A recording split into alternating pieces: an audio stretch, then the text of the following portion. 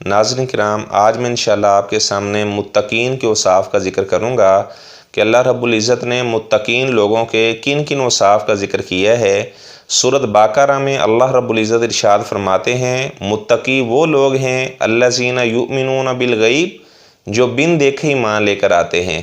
اللہ کی ذات کو دیکھا نہیں ہوا لیکن اللہ کی ذات پر ایمان ہے۔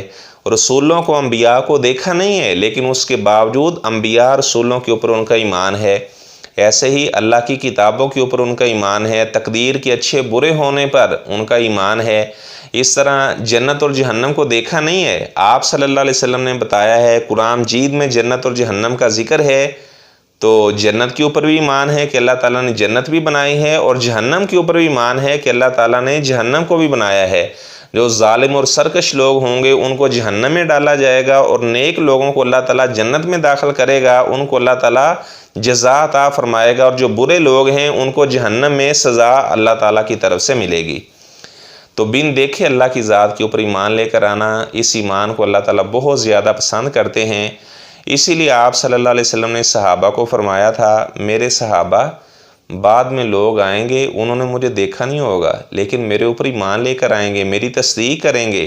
آپ نے فرمایا ایسے لوگوں کو میں طوبیٰ 7 مرات، ایسے لوگوں کو میں 7 مرتبہ جنت کی بشارت دیتا ہوں۔ تو بن دیکھے اللہ کی ذات کے اوپر ایمان لے کر آنا۔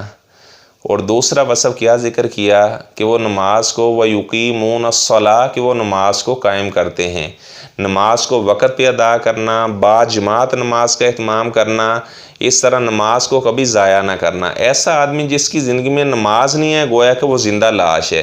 ایسے آدمی کی کوئی زندگی نہیں ہے جو نماز نہیں پڑھتا۔ بے نماز آدمی کی کیا زندگی ہے؟ نماز، وقت۔ ایسا آدمی، اس کا اسلام کے ساتھ کوئی تعلق نہیں ہے جو نمازی نہیں ہے۔ یعنی آپ صلی اللہ علیہ وسلم نے فرمایا کہ جو مسلمان اور کافر کے درمیان چیز فرق کرنے والی ہے وہ نماز ہے۔ اور آپ صلی اللہ علیہ وسلم بالکل آخری لمحات کے اندر آپ صلی اللہ علیہ وسلم نے اپنی امت کے لوگوں کو نماز کی وصیت کی، الصلاۃ، میری امت کے لوگوں نماز کو ضائع نہ کر دینا، وقت کے اوپر جماعت کے ساتھ نماز کو ادا کرنا۔ تو اللہ رب العزت نے جتنی بھی عبادت فرض کی، آپ صلی اللہ علیہ وسلم زمین پہ موجود تھے۔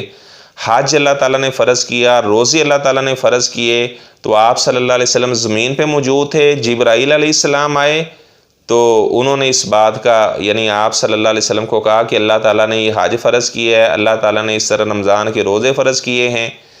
تو لیکن جب اللہ تعالیٰ نے نماز فرض کی تو اللہ تعالیٰ نے آپ صلی اللہ علیہ وسلم کو آسمانوں پہ بلایا۔ آسمانوں پر بلا کر اللہ تعالیٰ نے آپ صلی اللہ علیہ وسلم پر 50 نمازیں فرض کی۔ جب آپ صلی اللہ علیہ وسلم موسیٰ علیہ السلام سے ملے تو خیر انہوں نے مشورہ دیا کہ آپ اللہ تعالیٰ سے تخفیف کا سوال کریں، تو آپ صلی اللہ علیہ وسلم جب بار بار گئے تو 5 نمازیں بالآخر باقی رہ گئی۔ جب آپ صلی اللہ علیہ وسلم آنے لگے تو اللہ رب العزت نے فرمایا لا یبدل القول لدی، کہ میرا قول بدلا نہیں جاتا۔ میں نے چونکہ یہ فیصلہ کیا تھا 50 نمازوں کا، اب آپ نے تخفیف کا سوال کیا ہے تو آپ کی امت پر اب 5 نمازیں فرض ہیں، آپ کی امت پڑھے گی تو 5 نمازیں ہی، لیکن میں اجر ان کو 50 کا ہی عطا کروں گا۔ اللہ اکبر! ہم 5 نمازیں پڑھتے ہیں اور اللہ رب العزت ہمیں 50 نمازوں کا اجر عطا فرماتے ہیں۔ اور اللہ رب العزت نے متقی لوگوں کا یہ بھی وصف بیان کیا کہ ہم نے جو ان کو رزق دیا ہے وَمِمَّا رَزَقْنَاهُمْ يُنْفِقُونَ، جو رزق ہم نے ان کو دیا ہے اس رزق میں سے وہ اللہ کے راستے میں خرچ بھی کرتے ہیں، صدقہ خیرات کرتے ہیں۔ اور صدقہ خیرات آپ صلی اللہ علیہ وسلم نے فرمایا کہ 7 لوگوں کو اللہ تعالیٰ عرش کا سایہ عطا فرمائے گا۔ ان میں سے وہ آدمی جو مخفی صدقہ کرتا ہے، اتنا کرتا ہے کہ اس کے بائیں ہاتھ کو بھی پتہ نہیں چلتا کہ اس کے دائیں ہاتھ نے صدقہ کیا ہے۔ تو اس طرح فرمایا کہ وَالَّذِينَ يُؤْمِنُونَ بِمَا أُنزِلَ إِلَيْكَ وَمَا أُنزِلَ مِن قَبْلِكَ وَبِالْآخِرَةِ هُمْ يُوقِنُونَ، کہ جو آپ صلی اللہ علیہ وسلم کے اوپر اللہ نے قرآن جی نازل کیا ہے، متقی لوگوں کا ان کے اوپر بھی ایمان ہے، اور جو آپ سے پہلے اللہ تعالیٰ نے کتابیں نازل کی ہیں، حضرت موسیٰ علیہ السلام پر اللہ تعالیٰ نے تورات کو نازل کیا، حضرت عیسیٰ علیہ السلام پر اللہ تعالیٰ نے انجیل کو نازل کیا، یعنی ان کا ان کتابوں کے اوپر بھی ایمان ہے، اور وہ آخرت پر بھی پورا یقین رکھنے والے ہیں کہ آخرت کا دن آئے گا، جو اچھے لوگ ہیں ان کو جزا دی جائے گی، اور جو دنیا میں برے اعمال کرتے رہے ان کو سزا دی جائے گی۔ اور اس طرح سورہ آل عمران میں بھی اللہ تعالیٰ نے متقی لوگوں کے اوصاف کا ذکر کیا۔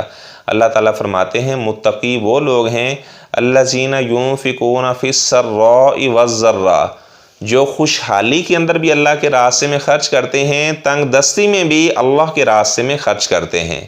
الذین ینفقون فی السراء والضراء والکاظمین الغیظ، فرمایا کہ متقی وہ لوگ ہیں جو اپنے غصے کو پی جانے والے ہیں، وہ اتنی جلدی غصے میں نہیں آتے۔ ہاں جب اللہ اور رسول صلی اللہ علیہ وسلم کا معاملہ ہو، جب کوئی اسلام کے اوپر حملہ کرے، اللہ کے رسول صلی اللہ علیہ وسلم کی ذات مقدس کے اوپر وہ ایسے طنزیہ جملے بولے، تو پھر ایسے موقع کے اوپر غصہ آنا یہ ایمان کا تقاضا ہے۔ تو فرمایا کہ جو میرے متقی بندے ہیں وہ غصے کو پی جانے والے ہیں، وہ چھوٹی چھوٹی باتوں پر ہمسایوں سے نہیں لڑ پڑتے، وہ چھوٹی چھوٹی باتوں پر اپنی بیویوں سے ناراض نہیں ہو جاتے، وہ چھوٹی چھوٹی باتوں پر کسی سے جھگڑا نہیں کرتے، وہ غصے کو پی جاتے ہیں۔ والکاظمین الغیظ والعافین عن الناس، اور وہ لوگوں کو معاف کر دیتے ہیں۔ کسی کو معاف کر دینا، غصے کو پی جانا، اللہ تعالیٰ اس عبادت کو بہت زیادہ پسند کرتے ہیں۔ یعنی آدمی وہ اپنا غصہ کسی کے اوپر نکال بھی سکتا ہے، ظاہری بات ہے غصہ آدمی کو کس پر آتا ہے؟ جو کمزور ہوتا ہے، تو بدلہ لینے کی طاقت بھی رکھتا ہے، تو اس کے باوجود یہ معاف کر دیتے ہیں، تو اللہ رب العزت ایسے آدمی سے بہت محبت کرتے ہیں، ایسے آدمی کو اللہ بہت پسند کرتے ہیں۔ اور ویسے ہی جو اپنے سے طاقتور ہو تو اس پر تو غصہ آتا ہی نہیں ہے، تو اس کے بارے میں تو آدمی ویسے ہی کہہ دیتا ہے کہ میں نے اسے معاف کیا، اسے معاف کرنا ویسے ہی مجبوری ہوتی ہے، کیونکہ اس کے اوپر یہ اپنا غصہ نکال نہیں سکتا۔ یعنی غصہ بھی بڑا سمجھدار ہے، جو اپنے سے کمزور ہوتا ہے اس کے اوپر غصہ آتا ہے، جو اپنے سے طاقتور ہوتا ہے اس کے اوپر غصہ بھی نہیں آتا۔ یعنی آپ بدلہ لینے کی طاقت بھی رکھتے ہیں، اور جس سے بدلہ لینا ہے وہ کمزور بھی ہے، اس کے باوجود آپ نے معاف کر دیا ہے، تو آپ اللہ تعالیٰ کے محبوب ترین بندے ہیں۔ تو آپ صلی اللہ علیہ وسلم کے پاس ایک آدمی آیا، کہنے لگا اللہ کے رسول صلی اللہ علیہ وسلم اوصینی، مجھے وصیت کریں۔ تو آپ نے فرمایا لا تغضب، غصہ نہ کرنا کبھی۔ تو فردد مرارا، وہ بار بار یہی کہنے لگا اوصینی اوصینی، مجھے وصیت کریں، اور آپ صلی اللہ علیہ وسلم بار بار اس کے سوال کا یہی جواب دے رہے تھے، لا تغضب لا تغضب، غصہ نہ کرنا غصہ نہ کرنا۔ اور آپ صلی اللہ علیہ وسلم نے پہلوان کے بارے میں بتایا کہ پہلوان کون ہے۔ ہمارے ہاں تو اگر کسی کو کوئی ایک بات کر دے تو جب تک وہ 100 باتیں اسے سنا نہیں لیتا تو اس کا غصہ ہی ٹھنڈا نہیں ہوتا، وہ کہتا ہے کہ یہ اس نے بات کر دی ہے تو اب یہ جائے کہاں مجھ سے بچ کر۔ تو مسلمان آدمی وہ کبھی بھی اس طرح بد اخلاقی کا مظاہرہ نہیں کرتا، اس کا اخلاق اچھا ہوتا ہے۔ وہ اپنے اچھے اخلاق کی وجہ سے، جو لوگ رات کو تہجد کی نماز پڑھتے ہیں اور دن کو روزے رکھتے ہیں، تو یہ اچھے اخلاق والا ان کے درجے کو پا لیتا ہے۔ جس طرح اس نے رات کو قیام کیا ہے اور دن کو روزہ رکھا ہے، یہ اچھے اخلاق کی وجہ سے اللہ تعالیٰ اس کو اتنا اجر عطا فرما رہے ہیں۔ تو خیر بد اخلاقی کی بھی کئی قسمیں ہیں۔ بد اخلاقی کا یہی مطلب نہیں ہے کہ آدمی اپنی زبان سے برے جملے کہے تو یہی بد اخلاقی ہے۔ ایک آدمی وہ آپ سے یعنی مل رہا ہے اور آپ اس کی طرف توجہ نہیں کر رہے، یہ بھی بد اخلاقی ہے۔ اس طرح اور بھی بد اخلاقی کی کئی قسمیں ہیں، تو انشاءاللہ کبھی میں تفصیلاً اس بات کا ذکر کروں گا کہ بد اخلاق کسے کہا جاتا ہے اور بد اخلاقی کسے کہتے ہیں۔ تو اس طرح اللہ رب العزت نے فرمایا کہ وہ جو میرے بندے ہیں والعافین عن الناس، وہ لوگوں کو معاف کر دیتے ہیں۔ تو میں بتا رہا تھا کہ پہلوان کسے کہا جاتا ہے۔ آپ صلی اللہ علیہ وسلم نے فرمایا لیس الشدید بالسرعہ، کہ کسی کو گرا دینے والا وہ پہلوان نہیں ہے۔ انما الشدید الذی یملک نفسہ عند الغضب، جو غصے کے وقت اپنے نفس کے اوپر قابو پا لیتا ہے، اپنے نفس کو کنٹرول میں رکھتا ہے، تو فرمایا کہ ایسا آدمی پہلوان ہے۔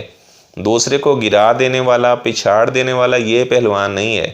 جس نے اپنے نفس کو قابو کر لیا، غصے کے وقت اپنے نفس کے اوپر اس نے کنٹرول رکھا، تو فرمایا ایسا آدمی پہلوان ہے۔